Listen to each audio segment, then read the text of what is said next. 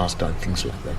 Yeah, so about the candidate master, I actually have a norm for it. I got from Africa Schools, but I need to reach 2,000 rating points, yeah. So currently, thanks to final phase, I'll be reaching 1,800. So I think it's not quite there, but it's good. It's good. The Africa Schools Championships were here were hosted in Kenya last year. Mm-hmm. What's the sporting scene within the schools at the moment? Because we know the sport is growing, and and actually even for the federation, they're finding it interesting to pick even players from outside Nairobi. I know of a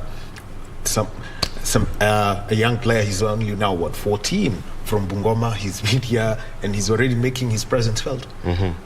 Yeah, no, I think it's a good initiative, and you could tell by the performance at the Africa Schools that Kenya is really progressing well in terms of junior chess. Well, and Bernard, let me come to you. And putting it out, the team that's been selected from the qualifiers for the Chess Olympiad, the women's team, we've got Sasha Mongeli, Glenda Madelta, Julie Mutisia, and Cynthia Obondo, plus Joyce Nyerwai. Tell us about this team that made it to the Olympiad. Yeah, this is actually a team of our strongest ladies. Each lady in that team have a story. Joyce Nyerwai have been the national champion twice. Sasha have just come from the 2018 Olympiad as one of the best in Africa. And she have worked her way to also become the national champion last year. Mm-hmm. When you look at Madelta is a world champion. She won World Amateurs in Greece in October last year. And when you look at the other one, Cynthia is a Mombasa Chess Championship ladies champion. And the story goes down. So to me, we have the best ever team. And if you look at even the discipline in training, I think this is a team that is going to bring Kenya one of the best results. Let's take a look at the men's team. Yeah. You've got Gethenji Hinga, and I'll be coming to you about being in the same team as Gethenji Hinga. You've got Gethenji Hinga, he's there, and then you also have candidate master Bernard Magana. He's in that team. You've got Bernard Nguku, and Martin Joroge, plus Robert. Yeah. The divergence from the previous teams, you could say the injection of new blood in the team. Robert here is one of them. Martin is also among the youngest. He's barely 24 years. And when you look at the other seniors, they are there because they have maintained their training and, of course, their level of skills. They have remained, relevant. Otherwise, if you evaluate in the chess scene in terms of how the young players are upcoming and the seniors, young players are more promising. And with a lot of incentives that is coming, people are willing to, invest more time in training. And I can assure you, in the next 1 or 2 years, the entire team will be seniors, will be juniors who will be representing Kenya. Well, interesting enough, and when you talk about Martin Joroge, last year he won a car, and Benjamin Magana actually in 2017. Martin Joroge is a 2021 national champion, and it's quite a story about how this has changed. Robert, let me come to you. You told us at the start, Gethenji introduced chess to your school, and here you are in the same team with him. What's that feeling? Because it's not every day that you would be in the same team, for example, in, say, karate with the national team with this person who introduced you to the sport. Yeah, it's interesting. I didn't see it coming. Like when I started chess, I wouldn't have predicted this. So it's a good feeling. Just that chess has no limits in terms of age. Yeah. The other thing that we would like to maybe hear from you is how then do you prepare for the high level of competition that's going to be in Russia? It'll be tough, especially considering I have my final exams in June. but I'll just put in the hours. I think work on the holes that I have here and there in my game, and we'll see. What are the little holes you have without giving up all of them? I think it's just my openings and my end games that I need to work on. Yeah. Okay, so Robert, we'll be coming back to you, and you could give us an outlook for where you would want to be, because you've already told us about the points you have. You'll look at the opportunities that may be there. But let me come to you, Bernard, and this conversation is going to focus a little bit more on the policy. And you brought out, you gave a report for the years 2017 to 2021, and just taking a look at it, one of the things that every sport needs for continuity is junior players. You could, Robert and the likes. What's been the journey over the last 4 years to get more junior players into the sport? Basically, for a sport to grow, it heavily relies on investment on the young players, because they are the future of the federation. Kenya is currently ranked 123 worldwide out of 188 federations in the world. That's not something we celebrate. And for us, it really pushes us to see how best can we be able to reach that player who is at the grassroots and have a talent. And that's why you have seen a lot of our focus is going to the grassroots. When you look at our national selection process, we start from the grassroots across the country. And you will be shocked when you conduct now the national championship. Unlike in the past where Nairobi used to dominate, because basically they have more resources. Most of the coaches are based in Nairobi. But when now we have supported coaches to go to the ground, we are seeing a lot of potential coming from the grassroots. The best player actually among the junior girls is coming from Kitale. And she may be our best ever female player who will ever achieve the highest result. Looking at her focus, passion, and even the drive. So basically, for us to achieve, we had to invest a lot of resources to reaching the children in the grassroots. To reach out to the children, then there's two groups of people then you must be in conversation with, given the legal framework that protects children in the country. So we're talking one about their teachers and their parents. Yeah. How do you interact with these groups so that they understand what you are doing to as you induct them into the sport? Number one, we have actually made the teachers to be aware that teaching chess makes their teaching process very easy, because chess is an educational tool.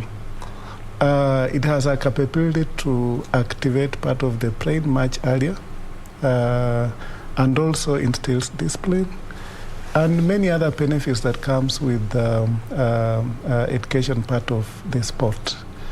Having looked at even the success story that has come from the schools, they have appreciated. And for us to prepare them, even be at the center of this conversation, we have conducted several trainings. Just for the tournament that we had in December, we trained about 67 teachers from all over the country, just to appreciate and fuse with the teaching methodologies that they use, to ensure that at least they are able also to pass knowledge, because we have really faced a shortage of trainers. And for the parents, many of them have seen the difference. Rather than their kids moving around or having nothing to do, they are able to focus on chess. And of course, those who are excelling, we are supporting them in a big way. Okay. Well, talking about the youth, the Kenyan National Youth Chess Championships. 2015, 132 players. 2016, an anagram of that, 213. Moving on to 320 in 2017, 962 in 2018, 2019, 1,720 players. What the drive for these young stars? Because you've increased the numbers tenfold in about 4 years. As I said before, the focus was Nairobi. If you look at those 132, it was basically Nairobi and its outskirts. But for us, we went outside to the grassroots. We went to Kisii.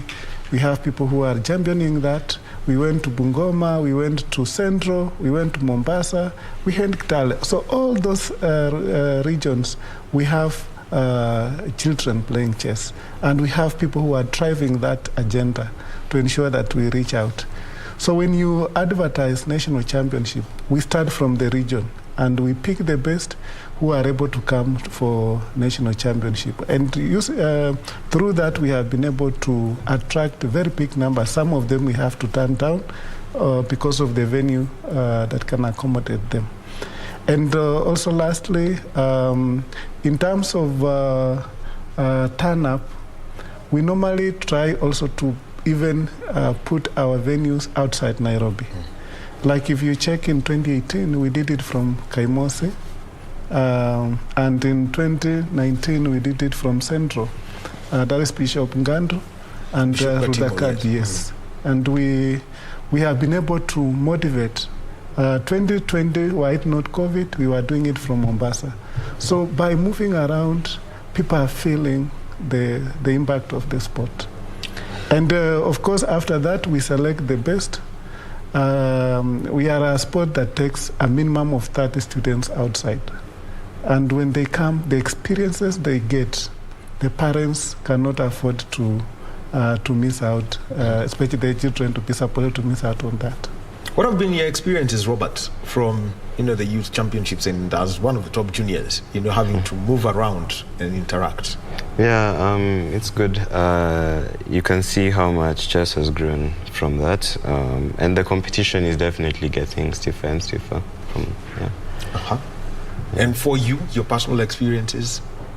It's been okay, I'd say, yeah. All right. Well, just relax and open up and tell the stories. The other one is the focus on the coaches. Yeah. That would like because it's one sport where you actually have you actually can't bring in somebody from outside of that ecosystem. Someone must be within the playing system for them to become a coach. How are you working on this? Again, for you as a sport to grow, it's very important you have high-level trainers who can be able to move the children from one level to another. Of course, many of them they are able to train at basic level. But when it comes to high level, you need a specialized training, which is done by our World Federation. And it's very expensive. So what we have done is we have been taking up the cost involved in training the coaches to ensure that those who are willing and participating in training, they have that specialized, because that knowledge is passed to the children. Because our goal is to produce the strongest players, and we can't do that without trainers. And that's why you can see for the last 2 years we have achieved about 80 trainers. Out of 80, about 50 are full-time. They do nothing but just training kids, either in schools or individuals. All the programs that a parent or a school would want to be undertaken, we have coaches who are able to do that. Getting and for you to have a coach, what's the minimum, for example, point ranking that you'd like them to have to coach at the different levels of chess? We have levels. We accommodate everyone. When you are introducing chess to a child, you don't need a very high rated. You need just basic, and those are the most that we need, so that they can be able to introduce to the masses. Then now when you move to the middle, now you look at the ratings. Chess ratings start from 1,000 to 2,800, 2,800. Our highest rated is 2,100. So it means, again, even if we want to have the best, we don't have those who can be able to take our players to higher rated that we want. So we normally allow for the national team at least you are rated 1800 and above, so that you are able to give the highest rated. But going forward, we are also looking forward to engage external coaches who are much higher rated to ensure to help us, our upcoming young players, to move to the next level, because the one we have in Kenya can only train up to a certain level. Yeah. Arbiters.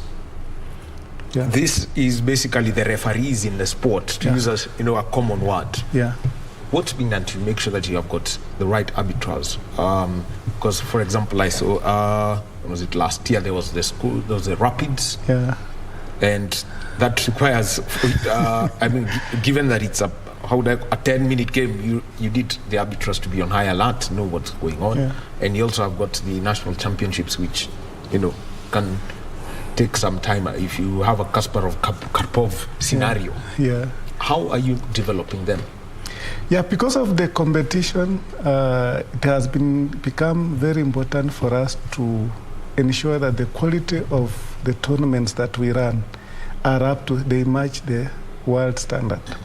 And for us to do that, we had to ensure that also our arbiters have exposure. Everyone who have been getting an opportunity to get the titles, we have been sending them out to go and get experience and learn and bring the best practices to Kenya. Looking at the numbers that we have, for example, 1,900 participants, you really need very many arbiters for you to run such a tournament, because a tournament of kids like 100, you need like 10 arbiters, because every kid will be raising the hand. So if you don't have very qualified arbiters, first of all, the parents and coaches will have a lot of disputes if you are not knowledgeable to handle those issues. So that training part is very, very important, and we can only get it by exposing them out and also giving them refresher training more often. Robert here at the beginning said it's competition that really matters. Let's talk about the exposure that Chess Kenya has given for international competitions, and what the stories have been. Starting, I think, if I go back, Sasha Mongeli, when she won, she was Sports Personality of the Month. I think she was still in university then. You now have got a world champion, and there was also the Africa Schools champion, where there was a perfect 9 score coming in. Yeah. Well, one thing, my brother, that I can tell you is the hardest job for an administrator of sports in Kenya is actually getting sponsorship. We have talent, but getting sponsorship to take children out has been a very big problem. But I have to thank Dr. Amin Mohammed when she came on board, and the formation of Sports Fund. It has been very helpful, because most of our requests now, as long as you have given a calendar and you are able to convince them the value addition they are able to support, we have been able to send quite a number of players out. We have also sponsors who have been really helpful. Like in 2018, KCB Bank gave us about 3.6 million to take the team to Georgia. That just says a lot about the trust that sponsors are developing towards chess. And with the support, I'm sure chess is coming to be one of the biggest sports.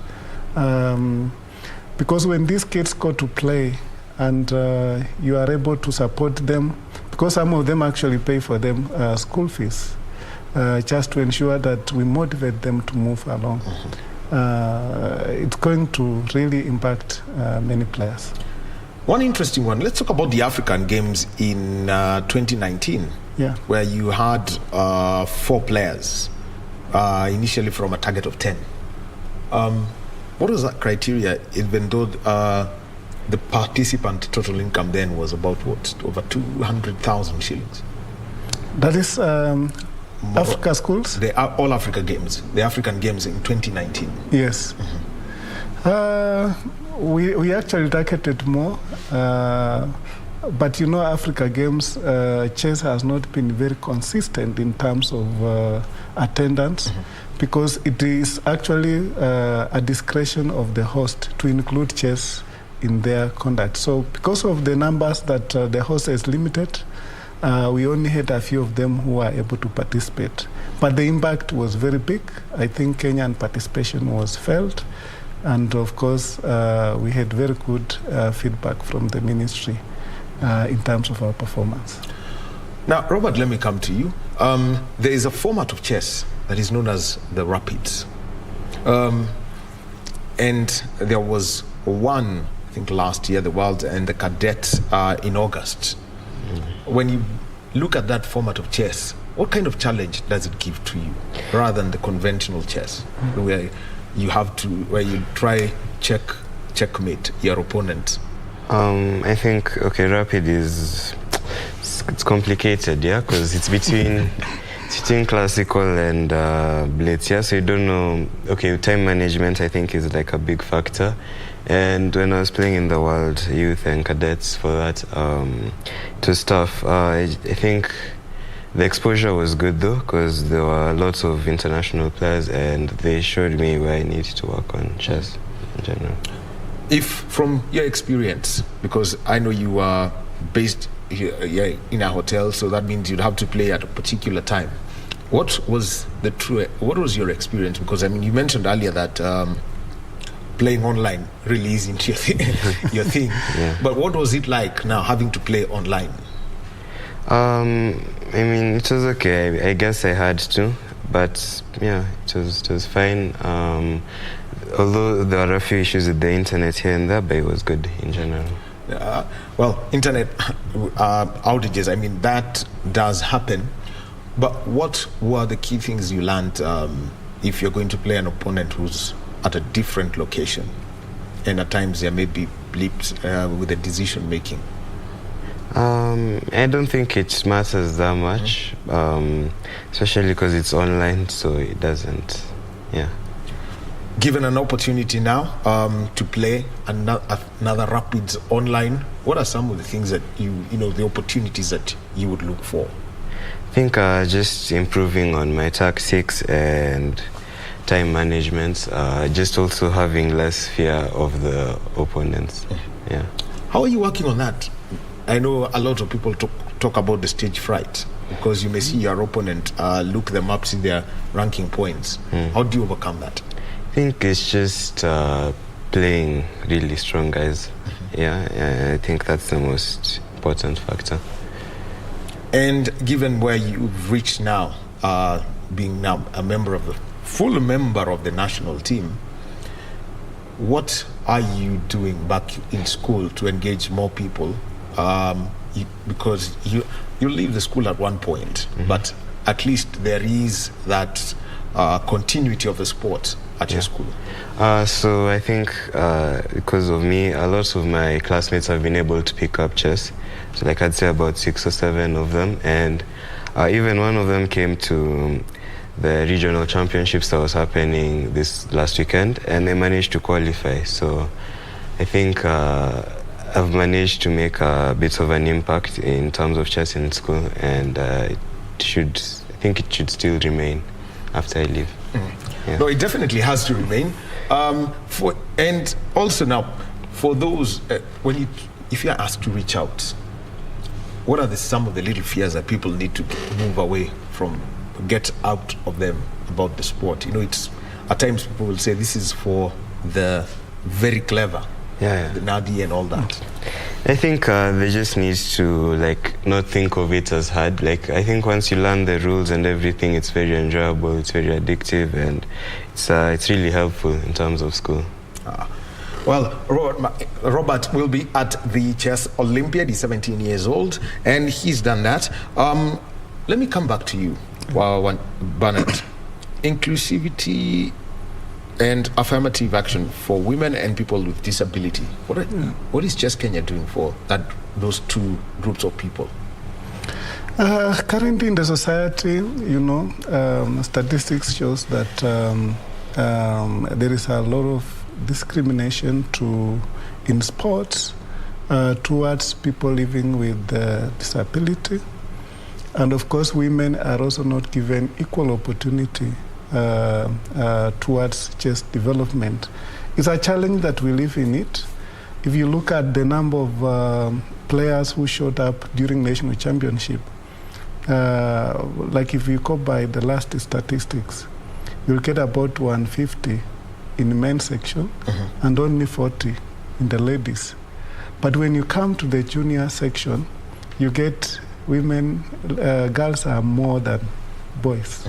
So that disconnect is what we want to address, to see how can we be able to sustain girls and women in chess so that at least they continue supporting.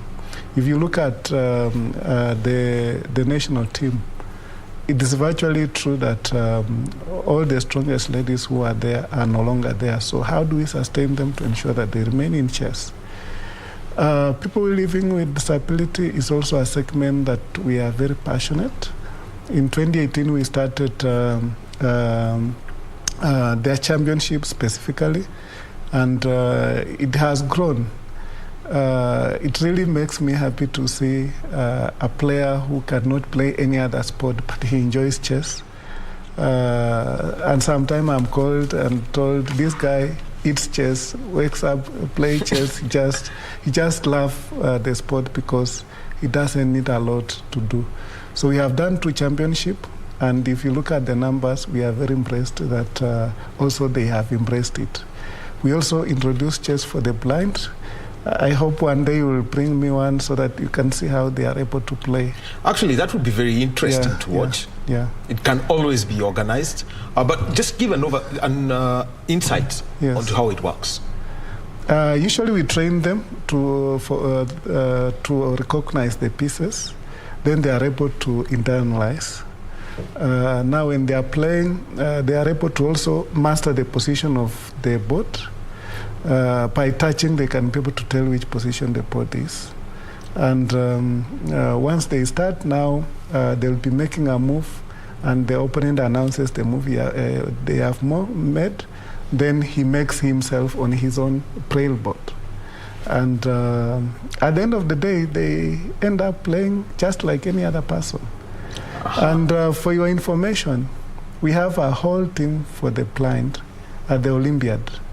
And Kenya usually have never scored against them. That's what inspired me to start one in Kenya. Yeah. No one has scored against them? Yes. Well, we have a team which usually showed up at the Olympiad. Whenever Kenya is paired, we are beaten 4-0. Yeah, so it tells you their levels, their skill level, if they are able to understand the game. Now, for you,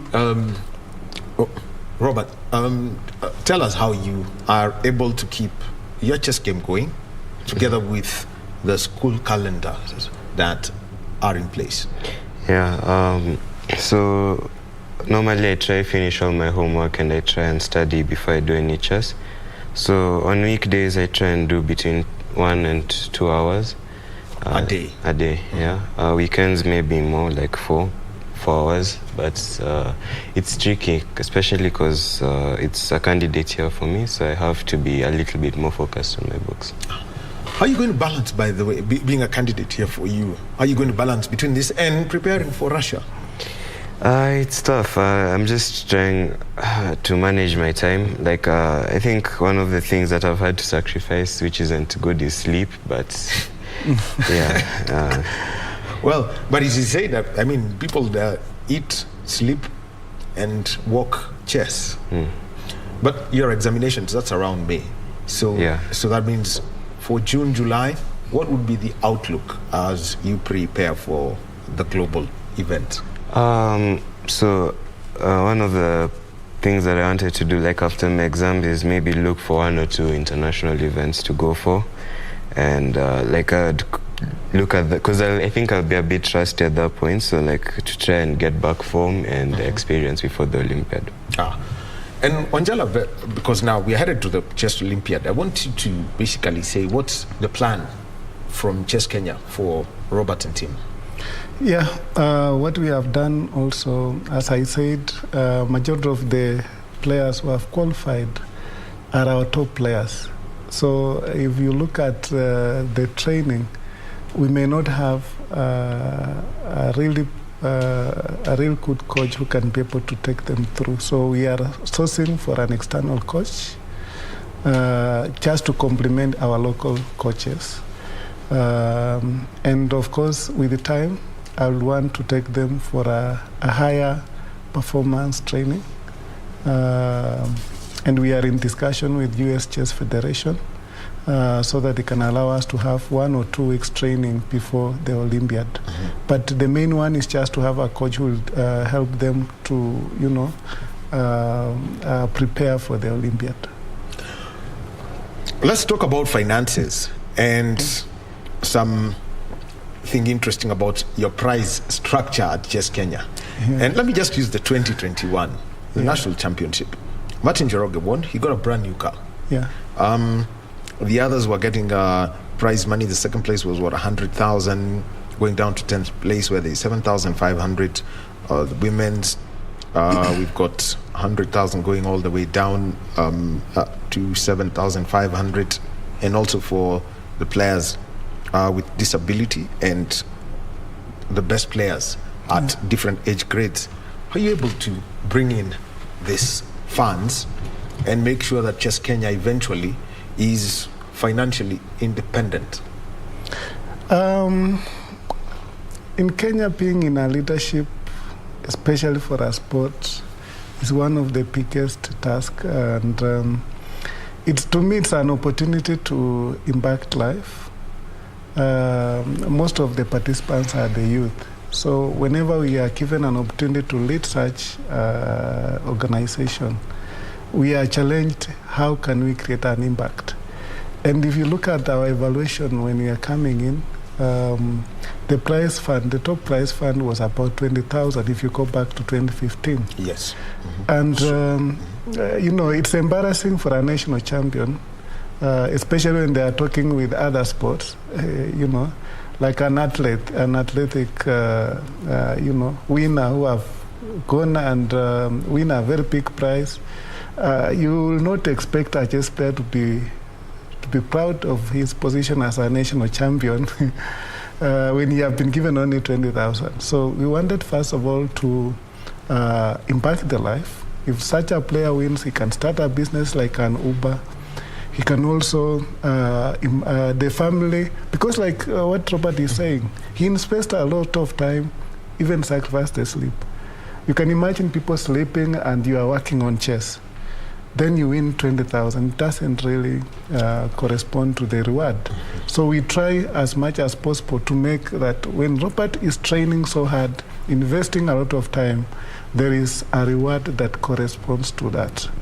Secondly, we have also had challenges where, you try to sell and people don't know much about chess. So we wanted also to let the public know that chess is just like any other sport. When the child is playing, there is also something they can get out of it, not just playing. So it's one aspect of branding. And of course, the last one is to motivate the young players to invest more time.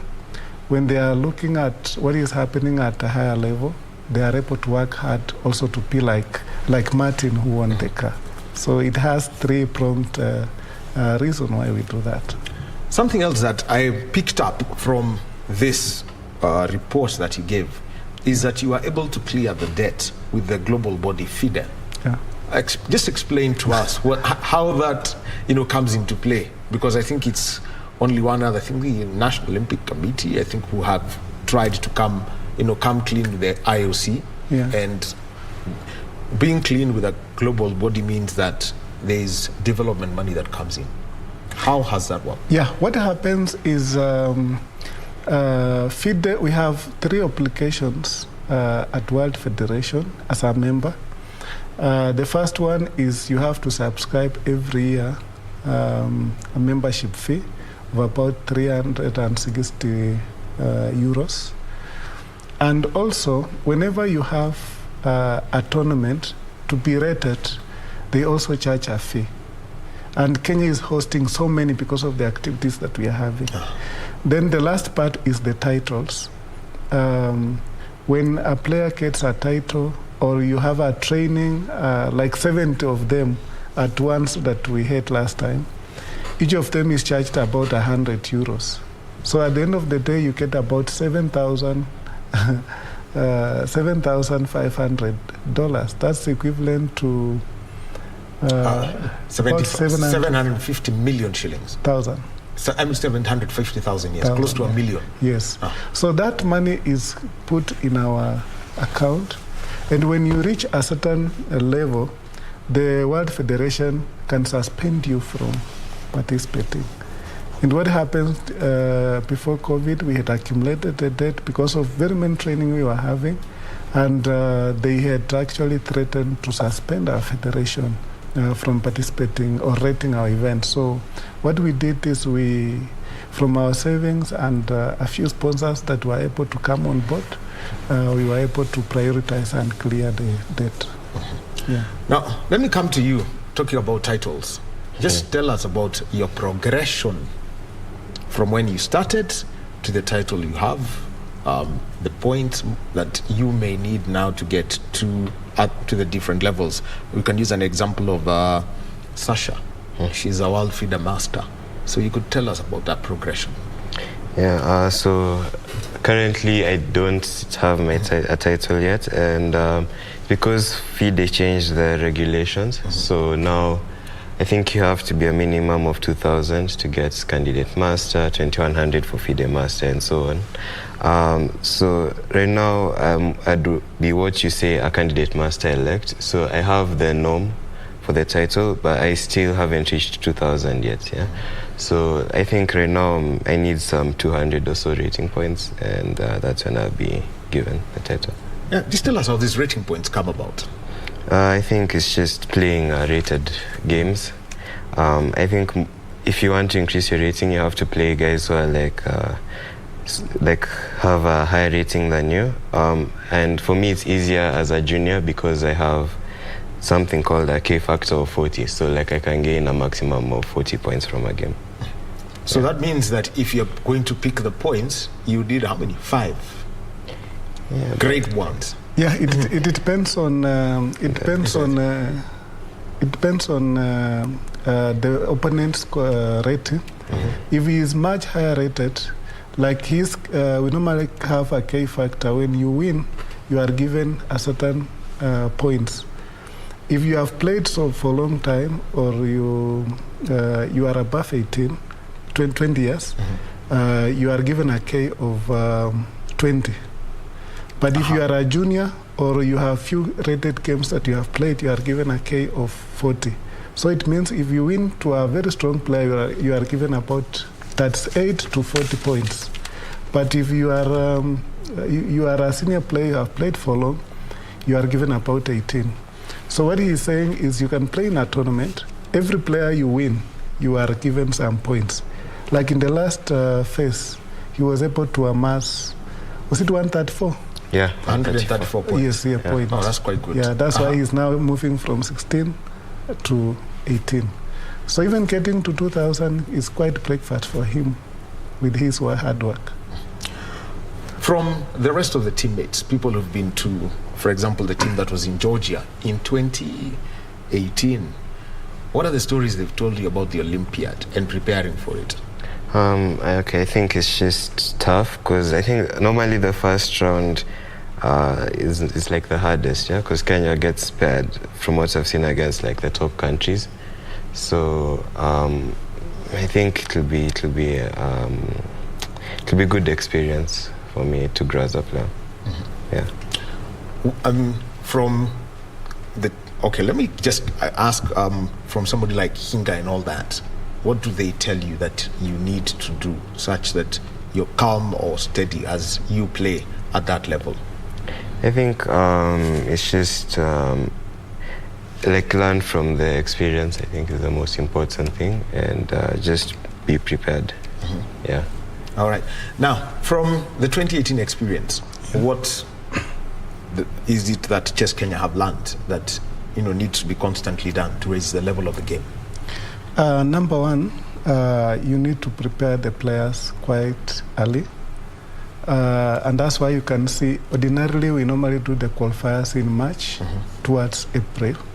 But this time we did it in January. It was very strategic to ensure that Robert and his colleagues have more time to be prepared. Because what we realized last time, most of the players were coming, while they are very rusty, they have not prepared very well. Secondly, we also need to have a serious coach who can be able to push the players to the limit, so that at least when they are going there, at least they know the opposition that they are likely to face. Yeah, and of course the last one is motivation. You have to come up with programs and resources that is able to make them motivated. If someone, for example, is doing other course, he is able to prioritize chess as opposed to other activities. Yeah. Now, Robert, if I was to talk about some of the tough matches you played over the years, or interesting matches that you felt that this wasn't going to be coming from me, but it's eventually you won. You could give us a series of them. So one would be earlier last year when I faced Joseph Methu, who was the highest rated player in Kenya at the time. So I didn't really expect to win, but I think it was I got the win eventually, and I was happy with that one. And there was Githinji Hinga and Jackson in the final phase qualifiers as well. Yeah. Those are two. Give us more. Also, I think in the national championships last year, when I managed to beat Ben Guku in the last round, I think that was another one. It was, so as you look forward, where would you see yourself going as a chess player? Would you like to? I know you'd like to pursue an academic degree or something. Would you think of going professional as a chess player? I think it's really tough because I started late, so I'm a bit behind as compared to my peers who want to pursue it professionally. So my target is I want to try and become a grandmaster, but it will take some time, so probably like 6-7 years, maybe even 10. Depending on, it depends on the amount of time I have and the sponsorship I'm able to get, because it takes a lot of time and effort to go for these international events, and maybe an international master in 4 years or so. Well, there you've had it. Well, Robert, he said his target's 4 years from now when he's 21, just when he's breaking past what you described as a junior level. Yeah. Then when your K factor will have been cut by half. You'd like to be up there. Yeah. Now, the other one is the elections that were held yesterday. That was an overwhelming win. I don't want to mention which former Russian state gets where the kind of results that come in. So your opponent, as a team, they got 3 votes. Your team got 13 votes. You got 109. 3 were spoiled. What's the vision for Chess Kenya for another 4 years? Because you've put up a report here, and you've got now to make things grow in the sport. Yeah. First of all, I want to commend my opponent, Madame Judy, for 3 reasons. Number one, she knew the kind of opposition that she will face, and yet she was brave enough to come out and compete. Number 2, as a lady, most of the ladies shy away from this leadership, and she rose up to occasion to challenge a very formidable team. And lastly, when you look at the previous trends, many of the elections, people are going in unopposed whenever we have a team. When you see now we have a very competitive election, then it also shows that the sport is growing. That's why I'm very, very proud of what happened yesterday. The other part is usually election in many of the federations, not just chess. It's marked with violence, sometimes people exchanging. But when you follow the online link that we shared, you could see maturity and discussions that were very, very good for chess. And to me, it was a win for chess and for this nation where we want to go. All right. Yeah. Those are the congratulations to your opponent. Yeah. What next? Where are you? You're raising the stakes when it comes to the prize fund at the national championships. You've expanded to the schools. You know that the pandemic has stopped school games for 2 years running now. Yeah. So you can have competitions in schools as you may wish. What next? Where I have been brought up in a corporate world, I have been taught whenever you are given an opportunity, you have to try all you can to impact their lives. So basically, the journey of transformation will continue, and I'm really looking forward that partners will come on board to use chess to transform the youth's life, because that's where the biggest problem is. We have those who have finished the schools, they are not able to get the job, but chess is creating the job. They are able to feed their families, they are able to do chess full-time and feed their families. Some of them are actually the sole breadwinners. So it's not just a chess, it's a movement actually that is giving people opportunity. And I have to create that environment to ensure that that transformation continues. Okay. Secondly, we also want to increase visibility, and you will be seeing a lot of transmission of all of our activities. Currently, we are not able because we don't have the boards. But that's a phase that I'm really going to concentrate on. Yeah. All right. I'm going to give you the final word, Robert. Teenagers, young people, I won't tell you at nitaenda kwe. I want you to tell them nitaenda kushinda. It's just to tell them, get the right mindset that they can actually get into chess and excel and actually even offer you competition in future. Yeah, I think the main components, or like if you really want to succeed in chess, it's hard work. There's no shortcuts.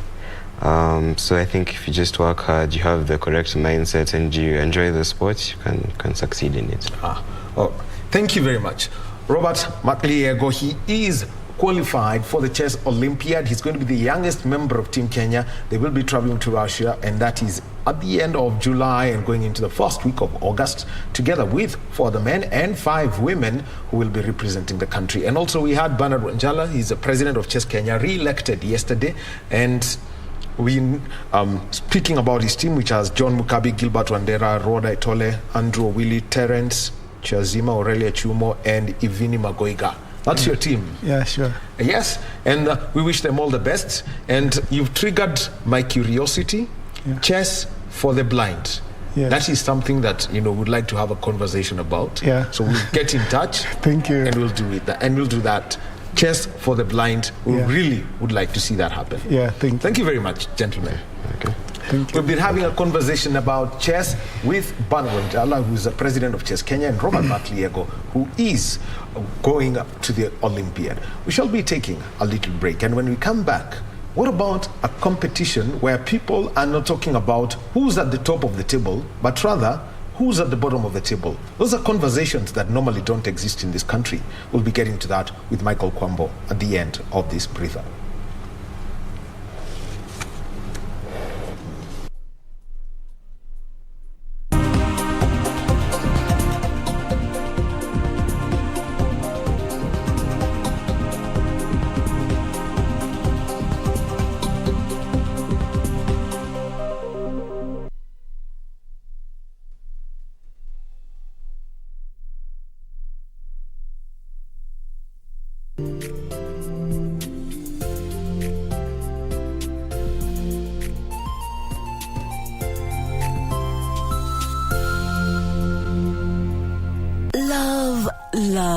Love.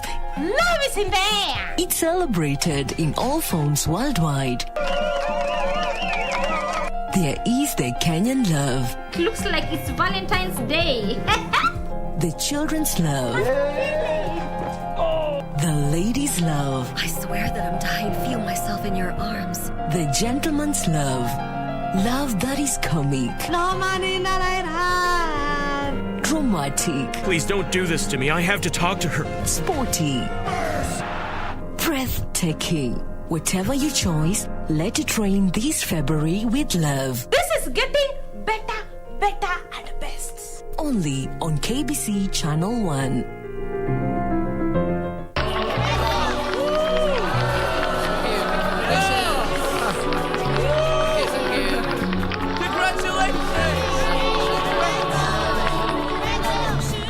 You're gonna marry Pinky? What about me? I'll be here for you. I'll love you forever. I'll be by your side every day. Wait and see. I'm gonna turn your life upside down.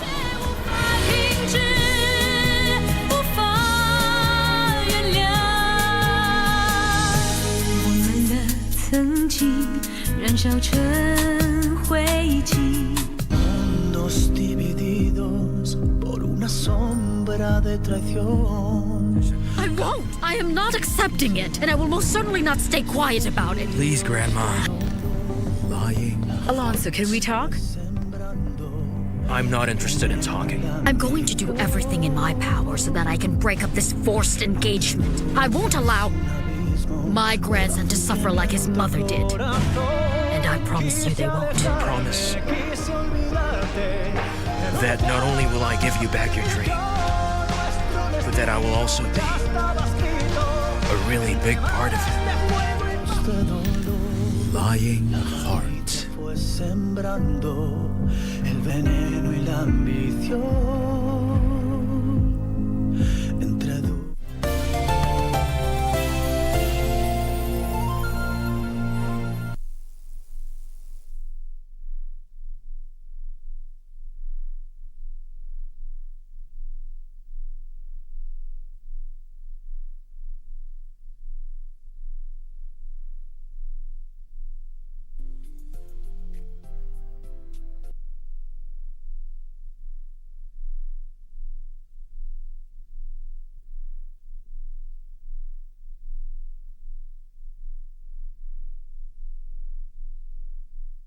About today, but also other news items that we're taking a look at: a blood donation activity that's taking place at the Kenya National Archives. We also have got the Usawa Party press in Lavington and the Kenya Human Rights Commission press conference. But right now, the Chief Executive Officer of the Kenya Film Classification Board, Christopher Wambua, and his board are addressing the press, and this is at Uchumi House, on the restriction of a film with inappropriate content. Sobriety and virtue, and that society holds in very high regard. The multiple scenes of lesbian and gay affection depicted in the film are in complete disregard of our cultural values and beliefs. Ladies and gentlemen, homosexuality remains something that is not allowable in the law, and therefore claims in the movie such as "Love is Love," "I am okay with my son being gay," "Gay people can adopt," among others, as portrayed in the film, fly in the face of our laws and values. According to Article 45 of the Kenyan Constitution, marriage is defined as a union between persons of the opposite sex. Sections 162, 163 and 165 of the Penal Code criminalizes homosexual behavior. The film in question, therefore, overtly disregards our laws, constitution, and sensibilities as a people. Moreover, the film tries to directly influence the viewer into believing that homosexuality is a normal way of life. This is clearly evident by use of symbolic colors that are associated with LGBT plus is displayed towards the end of the film. The film also petitions society to embrace homosexuality as a group of homosexuals stages a march to advocate their rights as one of the scenes in the movie.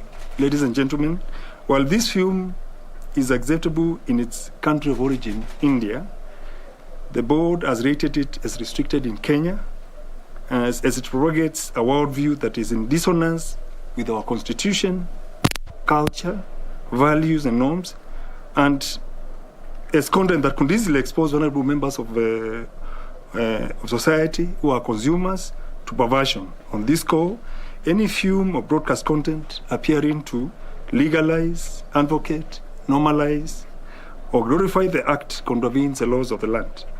The film is therefore unacceptable and an affront to our culture and identity as a people.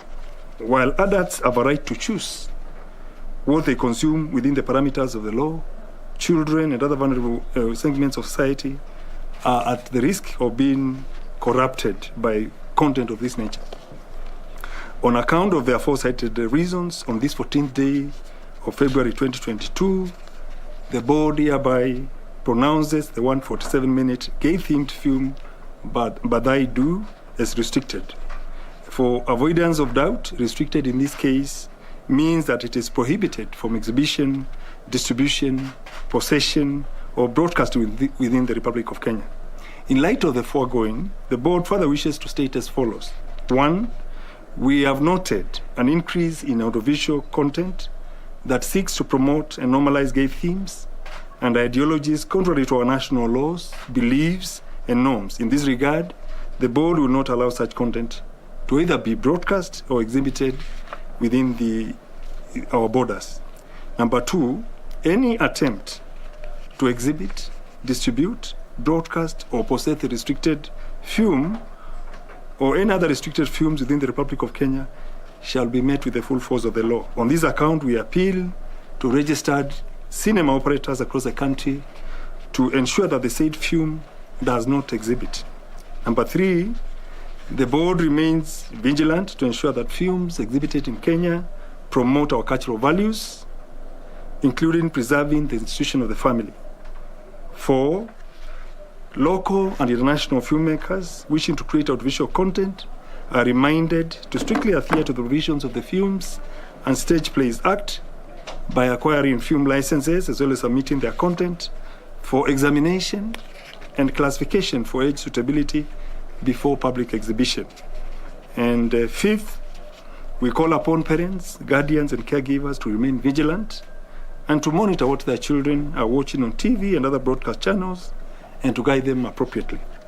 Ladies and gentlemen, on a different note, but still within our mandate, the board has noted a worrying trend where audiovisual content bordering on political incitement and hate speech is being produced, uploaded, and peddled on social media platforms in blatant breach of the provisions of Articles 33 and 34 of the Constitution of Kenya and KFCB's film classification guidelines. In this regard, content creators are reminded to strictly adhere to the provisions of the Film Stage Plays Act and other laws. It is worth noting that in the past 1 month, the board has flagged down audiovisual content on hate speech and reported the same to relevant government and private sector organizations for appropriate action. The board shall remain vigilant in monitoring film and broadcast content shared on social media platforms and other broadcast channels in line with our regulatory mandate. The board also remains committed to closely working with the relevant government and private sector agencies to execute its regulatory mandate, especially in the electioneering period.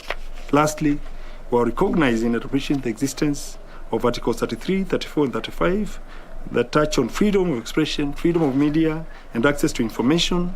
The board urges content creators, the media, and the public to be cautious of the content they upload. Board Christopher Wambua addressing the media, and he is speaking about regulations on content that should be broadcast in Kenya, in cinemas, on television, and things that, one, go against the laws of the country, that is the legislation that's been passed by through acts of parliament, and also the constitution given that there's a lot of content that's coming up that borders on hate speech, and also that borders actually on abuse or insult of people, given that there is a lot of political activity. So people are coming up with different types of content.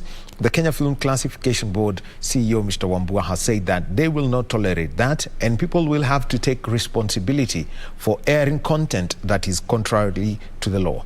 Farah Yusuf is our reporter there, and he's going to give us a report on that press conference that has just happened at Uchumi House, where the Kenya Film Classification Board is headquarters. Remember, the Kenya Film Classification Board, they give the green light on content that is going to be broadcast to the public in the country, and they've said that they will ensure that that laws and the regulations that apply are adhered to.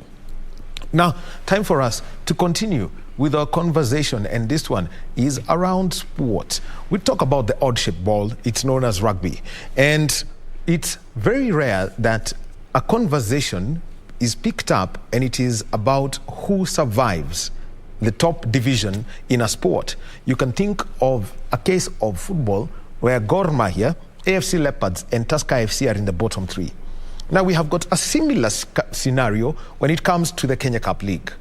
17-time champions, Nondis, are bottom. 10-time champions, Impala, are also at the bottom. Then you've got the case of Nakuru RFC, who won in 2013 and 2014, also facing relegation. And Homeboys, who've always been knocking on the doors of the Kenya Cup. Well, what's changed this season? What is driving a lot of these people into place, to think Nondis going down, the oldest sports club in the country, 100 years of heritage, basically going down? Let's have a conversation with Michael Kwambo. And Michael, this weekend, first of all, just a quick review of what happened over the weekend, match day 9, when you simply look at how the results went. Homeboys winning against Impala. That was an encounter that involved two teams that are facing the drop. Your take on that encounter? Yeah, it was a must-win game for each side. For Impala, if they won it, they would have, I think, gotten out of the relegation zone. For Homeboys, the season was, they were just hiding behind these other teams. But in crunch time, they've realized that they can actually go down. So they also needed to dig deep and maintain their Kenya Cup status. They've been in the league since 2012. That's what went down. It was anybody's game. And looking at the current pedigree of the Impala squad at the moment, like I said, it was anybody's game, and each team had a chance going into that game. Now, let's talk about Impala. 20 years ago, they also went down before the revival came. And we had the late Benjamin Ayimba. We had Oscar Osiri in that side. We had Bill Odongo. We had the late, I think Alan Makaka was also. Samson Odhiambo. Makaka played for Queens, yeah. Samson Odhiambo, who also later played for Nondis. Just what's been the transition of players that Impala has lost, that at the moment things are not looking good for them? Wow, the transition has been massive, but also remember Impala has bred so many players over the years. So being one. yeah, true, me being one. So I do find it quite, what can I say, not really surprising, but it's more heartbreaking to find themselves in such a position when they do have so much talent across the board. But there are other issues belying them. Obviously, issues of sponsorship. Remember, the game has changed. It isn't amateur as it used to be, and it's not fully professional, but there's something to gain. So obviously, with players not motivated enough, you are going to face these struggles. And if you look across the teams that are struggling, that is the common thread. Well, let's look at the other game. Nondis is the other team that is facing relegation. But we'll come back to Nondis and their history, because they've got a very big history. They won against Mwamba. Mwamba at the moment, they're 8th, looking safe. But how did Nondis push this through such that they got the 4 points that they required to get level with Impala? Any relegation threatened team in any sport is always dangerous. I'll give you an example. Let's just shift codes for a moment and go to football. And you've seen many of the major leagues around the world, even locally. A team that is fighting for survival just decides to kill a contender's match towards the end because they're playing with this vigor, the kicks of a dying horse. So I feel for Nondis, and I don't want to say that they are a dying horse, but obviously there's that desperation, and I think it's at this point in time that the players dig deep and decide to go for that result. So I think that is what drove them to that result on Saturday. Nakuru RFC, meanwhile, they were playing against Masinde Muliro University. They lost by 13 points to 8. Yeah. Nakuru, 8 years ago, were the team that nobody wanted to meet. Yes, they were untouchable. In the Kenya Cup, in the Enterprise Cup, they were quite a decent side in the 7th circuit. But it was driven by one thing: solid sponsorships. They've got good structures at the ground. They do have a very neat age grade system. Nakuru rarely signs players from outside. If you look at it, most of their players have been homegrown. But with the loss of the sponsorship over the past few years, the decline was always going to be noticeable. Obviously, with the entry also of Menengai Oilers, who now take away the chunk of the sponsorship from Menengai Group, who are the key sponsors of Nakuru, this was bound to happen. Well, we'll be coming to the case of Menengai Oilers and how outside of the money thing is how they've managed to do that. Black Blood, meanwhile, beating Kenya Harlequin 23-21. Kenya Harlequin not having the best of seasons, but what's right at Black Blood? What's right at Black Blood? They are perennial relegation escape artists. They know how to play. They know how to play this end of the season. They know that we are surviving the Kenya Cup for one more season, and this is what we have to do. So there's just something that this is a very difficult time to play Black Blood. They do know when to survive. I'd liken them to a championship side, but only that they're not contending for a cup. They're contending for their status to remain in the top league. Another because I know we'll be coming back to Masinde Muliro University. Menengai Oilers played against KCB 23-18. It was that close. It was expected. Menengai Oilers has been a decent side whenever they played against KCB. They've given them some hard games. There's been games where KCB has put them to the sword. Coming into this particular game, it was always expected. There's a good project going on under Gibson Weru, and we can see the fruits. They may not achieve their targets this year in terms of the Kenya Cup and the title, but in the next 3-4 years, definitely expect them to be lifting that title. Top of the table, Kabras. Straight winners over Strathmore-Leos, 32-3. Expected. That was without a doubt. It was expected. So now let's talk about some teams. Basically, mentioned to you first, Strathmore-Leos. They may have lost to Kabras. It was expected, but what has been behind the revival of this side? That they were finalists 8 years ago, and here they are now, lying fourth on the Kenya Cup table after having gone down and having to rise from the ashes. Yeah, well, for the Strathmore-Leos, what has worked for them is their recruitment policies. They first of all went in and got Louis Kisia, who handled the team during the championship. The current players also are players who majority have been recruited by Kisia. And then remember the school's policy of giving scholarships, not necessarily full scholarships, but partial ones. It is also helping. So you're able to retain a squad of players for 4 years. The core of the squad is able to stay, and with good sponsorship as well from the Strathmore University, we can see what is making them tick. Well, another university side, fifth on the table, Masinde Muliro University, youngest the team with the shortest stint in the Kenya Cup, but already they're saying that, apart from maybe Kabras and KCB, everyone else should be afraid of them. Yeah, definitely. They play very direct rugby. There's no shortcuts as to how they play rugby. They also have a good program similar to that of the Strathmore-Leos, so they're able to retain their players. The fact that they're able to keep their players in a town that has Kabras Sugar tells you something. And then also just the determination. Remember, we saw the shift in schools rugby move to Western and Nyanza many years ago. I believe it's also shifting in terms of club. And they are a team that will be here to stay if that support continues to come from the Masinde Muliro University. When you look at the brand coming up from the championship and getting into the Kenya Cup, how how much opportunity for growth is there through their coaching system and the fact that every 3 or so years you'll have a brand new outfit? Wow, the gulfs. There's a huge gulf between the championship and the Kenya Cup. It's a massive gulf, because even if you look at the quality of players, the quality of coaching, it is massive. And unless the Kenya Cup was probably reduced to a 10-team affair, make it a lot more competitive, that's just my opinion, we'd be able to bridge that gap, because the teams that would be coming up would also be teams that are able to compete. Because what happens is that a team makes it to the Kenya Cup and they're unable to survive, because the intensity, it's a totally different world.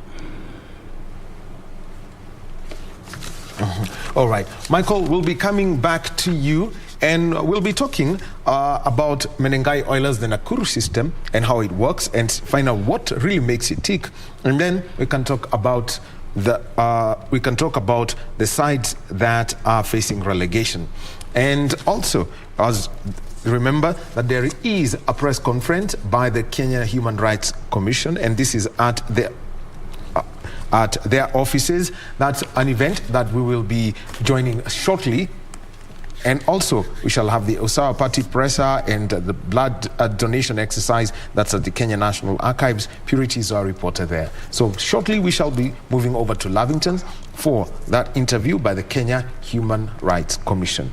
Well, Michael, let's continue now. And I want to bring up the story of Nondis, 17-time winners, and Kenya's oldest sports club. Just give the background and the kind of conversations that people are having. And I think it was picked up 2 or 3 weekends ago, when everyone realized, hey, something's unusual is about to happen here. Yeah. Well, Nondis, like you said, founded in 1923. They'll be celebrating 100 years in 2023. Okay, let me just interrupt you, Michael. Yeah. All right. So we'll be getting to that story of Nondis, 99 years on, the Red Lion as it is known. But what's the story of 100 years that they would like to tell? But before that, let's move over to the Kenya Human Rights Commission press conference.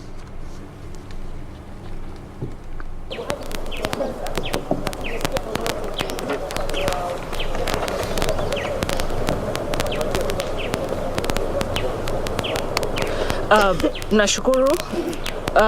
Tunataka kuwahakikishia wazazi kote nchini na wazazi walioathirika na hili janga kuwa mashirika yasiyo ya kiserikali tumeshikana pamoja na tuko tayari kuwasaidia mpaka mwisho.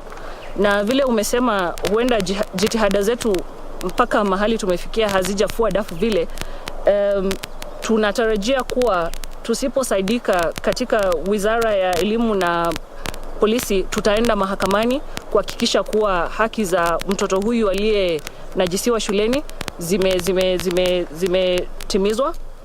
Na Wizara ya Elimu mpaka sasa haijazungumza lolote kuhusu hili jambo, na tunatumai kuwa ujumbe utamfikia waziri Profesa Magoha, na ajitokeze mwenyewe na ashurutishe hili jambo ili lisiweze kuonekana tena mara nyingine katika mashule yetu. Yes. I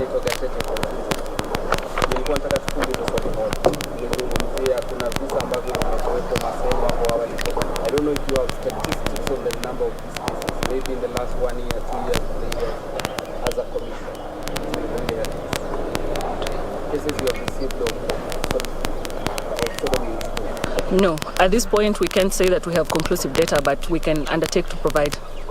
But you believe it is a national problem? It is a national problem. Yes, it is. Because this is not the first time it's being highlighted. It's been highlighted over and over before. And yes, it's a national problem.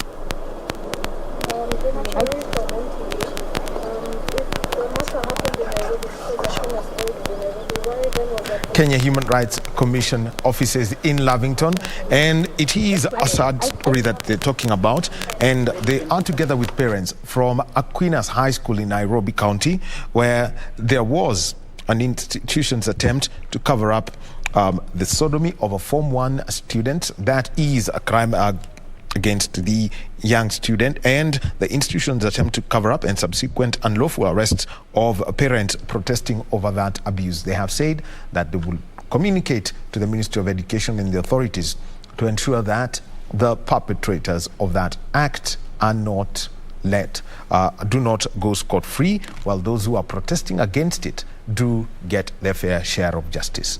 Let's move on with our conversation now. And we were talking about a conversation about a club that will be 100 years next year. We are talking about Nondies, Kenya's oldest sports club, but they're facing relegation in the Kenya Cup. So, Michael, the story of Nondies. Yeah, well, like we said, founded in 1923, originally based at the Parklands Sports Club until 1996 when they were kicked out, went to St. Mary's School for a bit, and then Jamhuri Park, now their current home at the Ngong Racecourse, a club with rich history. 17-time Kenya Cup winners, I think 25 Enterprise Cups to their name. The proud club of Kenyan Rugby, the club that everybody loved to hate. Mwamba was actually formed as a protest to Nondies. Nondies wear all white strip, Mwamba wear black. You can see Nondies was the inspiration for Nondies formation. But other than that, like we said, a team with that has been synonymous with rugby alongside Mean Machine. And it would be sad to see them go to the second division. What's the real challenge that you've seen with that side going through the years? Because if you try and look back at, almost going to an entire generation without winning the Kenya Cup, then where have they lost their competitive edge, knowing that they've always had good financial backing? Yes, they have. I think the ability to retain attractive, competitive and talented players, because we did see a lot of players coming through, but their previous system was whereby they get into the club and after a few years fade off, obviously because of employment. So that inability to do that while other teams were busy trying to catch up with them and building their structures, I think that has been the biggest downfall for Nondies. The other side that everyone's talking about is Impala. They have a great development system. Samson Onsoms, works as one of those development coaches.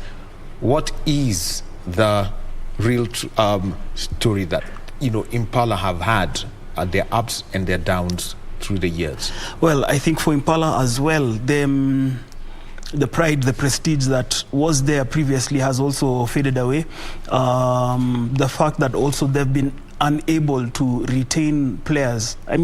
Today's sport, even as much as rugby is a semi-professional sport, is dictated by resources and by financial remuneration.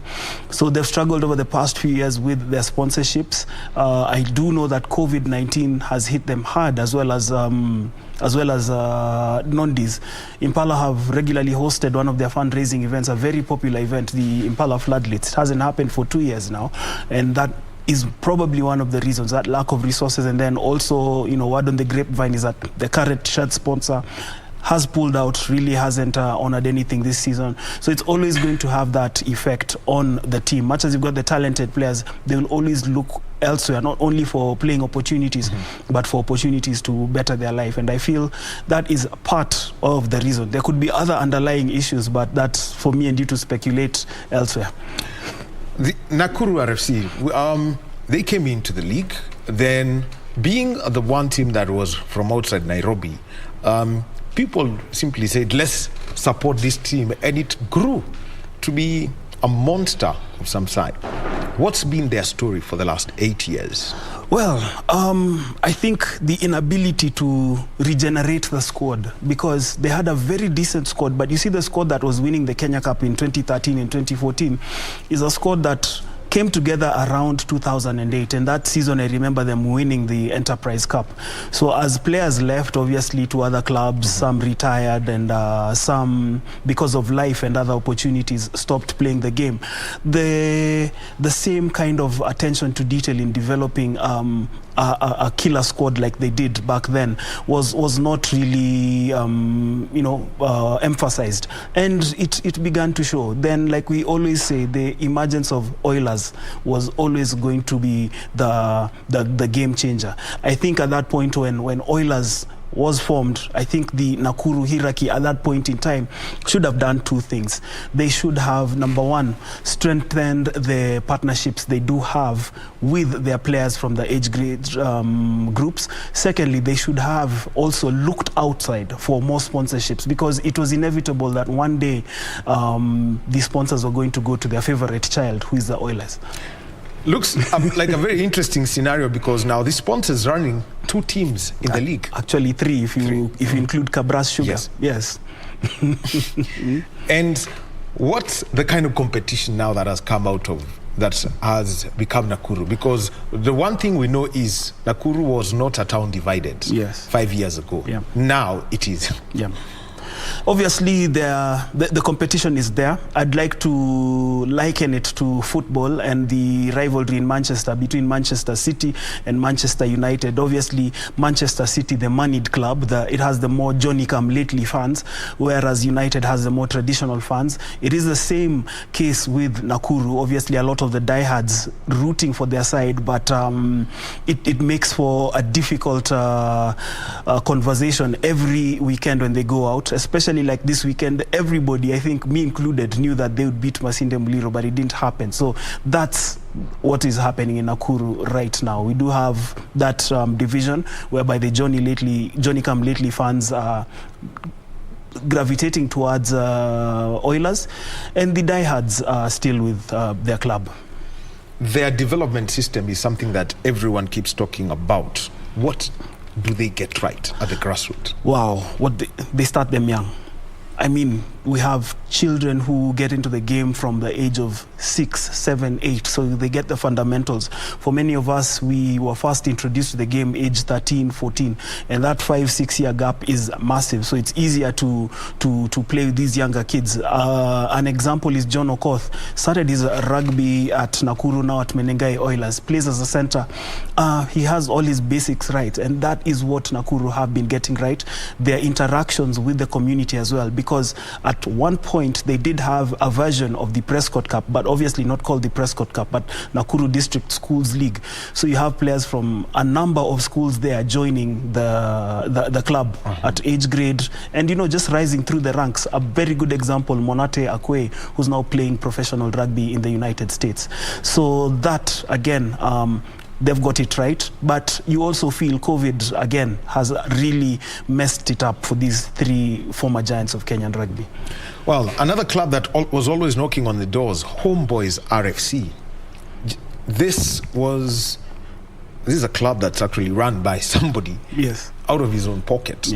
But the impact they've had, the players they've produced, how it's always been felt, always knocking on the doors of winning the Kenya Cup, consistent at the semis. What's been the challenge over the last 2 years? Well, funding as well. We even saw them opt not to participate in the 2021 Kenya Cup League. Remember, that one was optional because there was no relegation.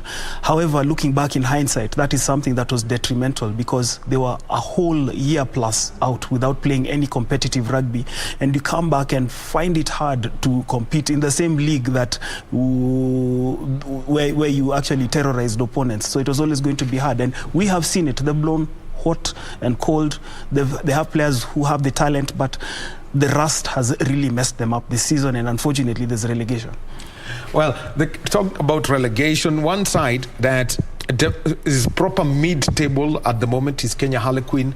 They had been on a slump, but what's happening right now at the club? Well, actually, there's a revival of sorts at Kenya Harlequin. They're beginning to get their systems right. They've probably also brought in the right coach. They do have a very young squad as well, peppered with the experience here and there with the likes of Viden Agero, Patrice Agunda, who's back from retirement, and you do feel that if they work together for 2-3 seasons, if they keep their discipline as well, they could be back to where they were always, never written off challenging for any title in the country. The other aspect that we need to talk about is quite a number of draws that have been recorded. KCB have won, Nakuru have won, Black Blood have 2. It's funny that you mentioned Black Blood because they have been the protagonist in those draws. Against KCB, the game wasn't played because the KCB bus got stuck on the Black Blood pitch. And since the calendar is tight, those 2 things, either the game be forfeited, but KCB agreed to share the points. However, KCB parked the bus. They parked the bus but we know what happens with black cotton soil. Yes, yes, there's that. However, Black Blood went to Nakuru a few weeks ago. Another game we also expected, it was 50-50, but being Nakuru, expected them to pull off, even if it was a 1-point win. When the results came back, it was 10-10. Yeah, that's been Black Blood for you. Yeah. Well, Black Blood is Kenyatta University, and there's a little story about that. The name Kenyatta University and its impact on the spread of the game. Yes, yes. The great rugby legends, the likes of Michael Tanko Tieno, Max Muniafu, they studied at the Kenyatta University, did various courses, mostly education and related courses, and upon their graduation were posted to outposts outside of Nairobi, and they planted the seeds for rugby under the Damu Pevu program. Yeah, which is actually the direct translation of Black Blood. And it is a program that saw rugby take root in schools like Kakamega, Chavakali, Kisii, Nakuru. And they were also the people who lobbied Ambassador Dennis Awori to have rugby included as a 15s competition at the first, not at the first, but at the 1990 Kenya Secondary Schools Championships. And the irony in that particular year is that a school from outside Nairobi, Kakamega, got to the final, lost to Lenana, but the seed had been planted. That is the impact of Damu Pevu, of Black Blood, and of the likes of Max and Tank. Keeping Black Blood going, what's the neck? You mentioned them. They are the ultimate escape artists. Yes. Now, imagine they're doing this with minimal resources. I wonder how they would perform if they had the same kind of support like Masinde Muliro or Strathmore. Giving the scholarships, the special considerations to the students. It would be a very devastating side. Well, the Kenya Cup, 12 teams this season, and a rule has been put in place that is going to be a one-off league. And after that, if you're right at the top, you assured of a semi-final berth. At the bottom, you get down to the championship. Kabras and KCB, that's clear for them. On 34 points, KCB would need what? Just one more win and they're safe? I think KCB are safe. Are safe. Yeah, because they've played Oilers. They face Strathmore this coming weekend. I hate to be preemptive, but it's a game I feel that they will win, and obviously secure the home semi-final berth, because their last game is a home game against Kabras. That's a game that could go neither here nor there, but they have done enough to, them and Kabras have done enough to secure the home semi-final berths. Well, Kabras have secured theirs, and they could take it there. But let's look at the other 4 teams, and there's a Strathmore Leos, the place in the playoffs is secure, as is Menengai Oilers. Yeah. Now, between Masinde Muliro University, Black Blood, and Kenya Harlequin, which way will it go? Wow. Let's just go back again between... Masinde Muliro University were 5th on 18, Black Blood have got 18, and Queens on 16. Wow. I probably see Queens finishing 5th. But this weekend they play against Nakuru. Wow. And that makes... We still have to talk about the bottom part of the table, because they play against Nakuru, and should they win, it compounds life for Nakuru as well. But for Queens... Actually, that's the strange thing about this Kenya Cup. We're talking about the bottom of the table more than the top. Yeah, but you see, it's like the bottom starts from number 5. Yeah. So I mean, I feel Queens will probably finish 5th based on the fixtures that they have left. Yeah, match day 10 for Kenya Harlequin is against Nakuru RFC. Kenyatta University Black Blood, they're playing against Menengai Oilers.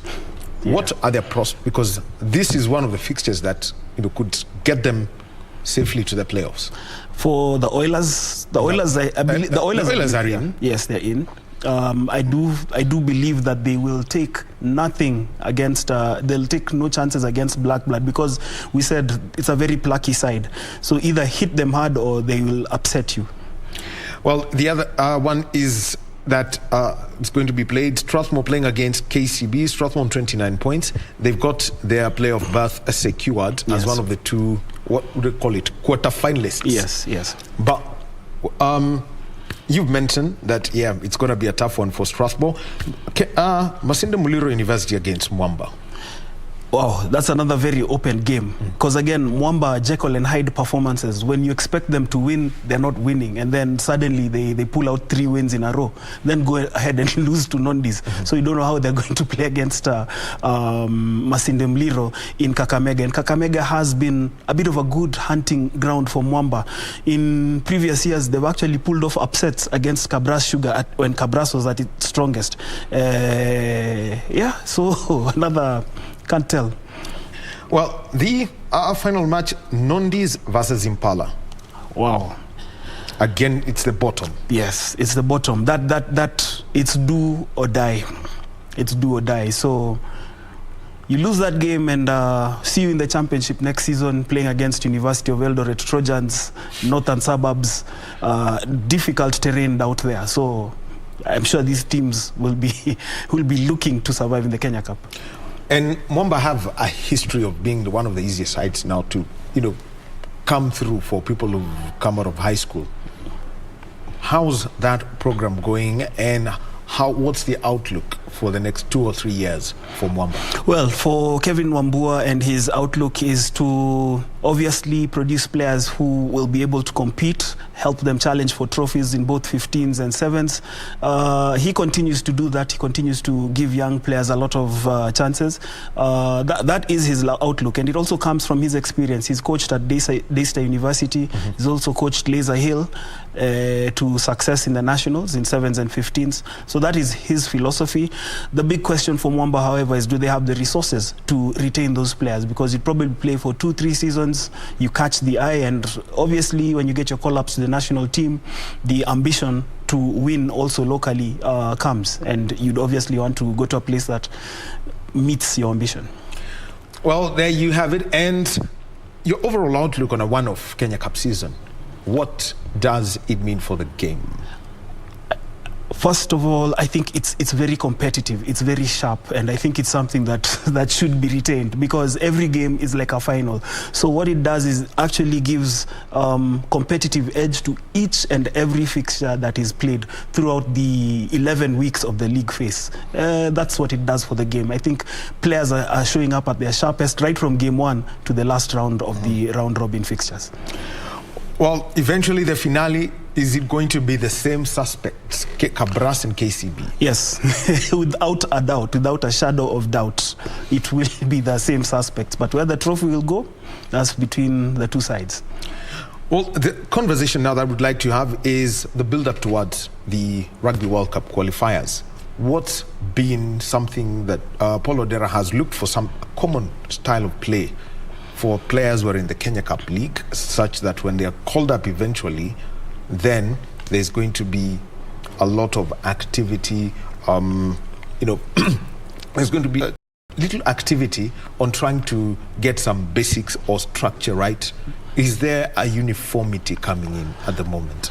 Wow, there was a uniformity, but however, with now training being hampered, it is difficult to hang on that memory. So I think we have to go back to square one and build that harmony, build that uniformity. Your outlook for the Rugby World Cup qualifiers, because it starts with a big one. Yeah, Kenya versus Uganda. Yeah, that's always a big game.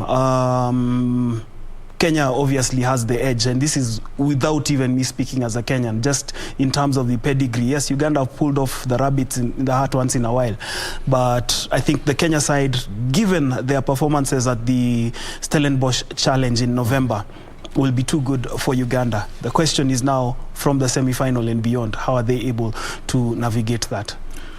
What's been the story of teams like, Madagascar, also at times, Tunisia pulling off their A game occasionally? Then you've got the old story of Namibia. Where does Kenya really fall? Where does Kenya really fall? I think Kenya is above Tunisia and Madagascar, but below Namibia. For obvious reasons. Namibia have a lot of expatriates playing the game. They look at people with citizenship and relations with the country, whereas for Kenya, we look at a lot of our homegrown players. Namibia also has like another branch of players based in South Africa, playing in whatever kind of league. So already that quality of competition is always going to be above Kenya. Yeah. Zimbabwe, where would you put the Sables? Zimbabwe, I think Zimbabwe, we are peers when it comes to 15s. We've actually caught up with them. It's a team that anytime we take onto the pitch, it's no longer like it was back in the day. It's a result that will, it could swing either way. So that's where I'd put them. And also, very soon in April, outside of that, there's the Africa Cup Sevens that's coming up. Wow, there's a lot of activity coming up in April. Not only the Africa Cup, but yes, there's the Africa Cup Sevens in Kampala, I think on the 23rd and 24th. Sevens rugby is evolving. The likes of Namibia, the likes of Uganda have already begun their preparations. Kenya cannot afford to be complacent. Take your strongest team, get them to qualify for the Rugby World Cup Sevens, plain and simple. And the whole story is then what's the balancing act that's got to come, given that there's the World Series and the Africa Cup Sevens. We almost have a scenario like Akli had, where you've got the Cup of Nations and Egypt are in the final, but at the same time you're short of 6 players. Indeed. I want to qualify. If I want to qualify for the Rugby World Cup Sevens, the World Seven Series, I think it's a league at the end of the day. We can always redeem ourselves. We can avoid relegation. You miss your opportunity to qualify for the Rugby World Cup Sevens, you wait for another 4 years. Do you want to do that after having qualified consecutively from 2001? No, I think that is, for me, it's something key. It's something that we should do. Well, the activities around rugby, but there is one tournament that's come up, and it is known as the Women's Kenya Cup. Previously, we had the Women's Rugby Festival, usually in 10-a-side, the 15s format. How has it changed the women's game in the country? Well, the 15s format is exposing the women to the kind of competition they'll expect internationally. It is changing the game because there's a lot more emphasis in terms of skill. It's no longer about just playing for fun. You're playing for points. You're playing for a title at the end of the season. It will not immediately have the change now, but probably 2-3 years down the line, we will be able to see the effects of the Women's Kenya Cup. What's been the reaction from first the players themselves? Well, they have welcomed it because I talked to quite a number of them, and they rarely get to play 15s rugby. It's mostly 7s and 10s. So you'll play 15s like we used to have a franchise league which used to take a month, and then when Kenya plays Uganda in the Elgon Cup, so you'd probably play less than 15 games in a season. But now when you become versatile, when you start adapting to that level of play, you know how to take on your opponents. I mean, we saw Kenya play against Colombia, losing by a point and missing out on the repechage, all because of decision making. The women showed that they have the talent, and this league is actually putting something into their game. It's helping them adapt more into the longer version of the game. And the outlook for Kenya's women, the men automatically qualified for the Commonwealth Games. How do you see now the women getting more into decision making? Because in Africa, the one team they've got to deal with sevens wise probably would be South Africa to get that single Commonwealth Games slot. Yeah. Wow. I think for the women, the outlook is good because we are having younger players who have now been embedded in the game from a much younger age through getting to rugby systems across the country. The likes of Grace Adhiambo, these are people who understand the game, who read the game. So I feel they do have a very strong chance of making that slot for the Commonwealth Games. A revival of one event everyone loves. We are talking about the National Seventh Circuit. Yes. Just give us the outlook for it. And the tour that's there. This is now for the public and getting the game back to the different towns. Yes. It's good to have the National Seventh Circuit back. the National Seventh Circuit. Maybe first I can explain what it is. It's Kenya's version of the Seventh Circuit. So it's the team that accumulates the overall points is crowned the National Sevens champion. It will be in Nairobi, Kisumu, Mombasa, Nakuru, and I think Meru if Mwamba decide to take Kabeberi Sevens there. This is a big tour. It does a lot in terms of injecting surpluses into the local economies in terms of accommodation, entertainment. We haven't even gotten to the sport yet. It is also very competitive because you find clubs who are unable to compete in 15s, causing a lot of problems for the Giants in the sevens version of the game, just as we see on the World Series.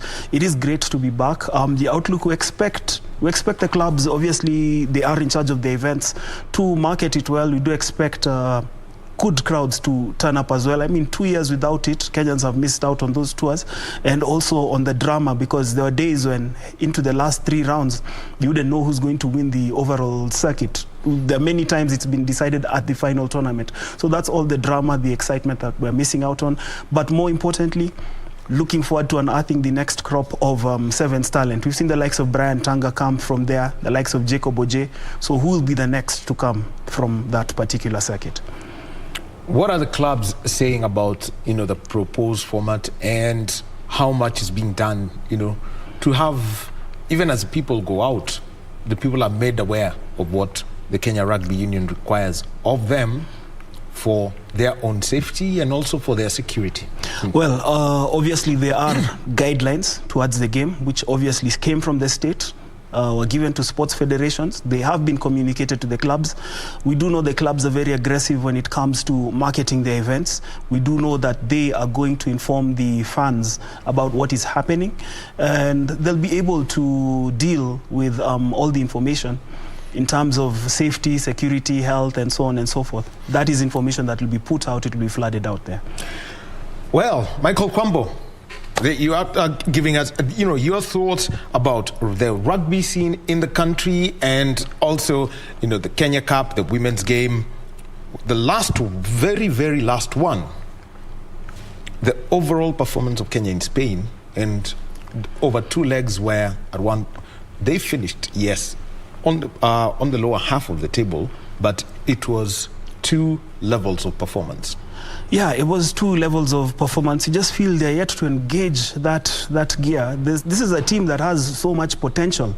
Yeah, they're unable to engage into that high gear, and I hope that they peak. But again, if you look at trends over the years, Kenya has tended to struggle in the opening legs of the World Series. Over the past, since they got onto the World Series in 1999, I remember looking at a document with a friend of mine, and the overall performance trend, they tend to peak when they're going towards the Hong Kong, Singapore part of the season. So, and right now, knowing that we don't have the legs down under, how much of a friendly time is the country going to have, especially when it comes to time zone adaptation? Time zone adaptation, they should have enough time. They should have enough time, because the games in Singapore and Hong Kong is in April, right? Yeah. So, it's also about psychologically preparing, knowing that from a particular point I will be in Hong Kong. I remember there was a previous coach who used to get the players to adapt their body clocks before going. I don't know if that is still done. But, once they get there early, that's why World Rugby ensures the teams are there in good time. They should be able to adapt and not struggle in terms of body clock. Yeah. Well, the Kenya Sevens team, they were in Spain, they were in Malaga, they were in Sevilla. Malaga didn't go well. Seville, eventually, when you finish 9th, when you finish and you're coming in from, looking for that 1 point, then there's a whole transformation. Michael Kwambo, thank you very much for your conversations on the Kenya Cup. Look out for the next 2 weekends, because Nondis, Impala, Nakuru, Homeboys, one of the sides could be going down from the Kenya Cup. But worst, if the way that Nondis are going into celebrating 100 years is by being relegated from the Kenya Cup that they've won a record 17 times. Thank you for your time this morning. Time for me to leave. Coming up next, Kurunzi ya Mashinani with Zainab Said, and that's going to be followed by our interview program, Tamrini. I am Daniel Wahome. On behalf of the team that put this together, I want to wish you a very good day.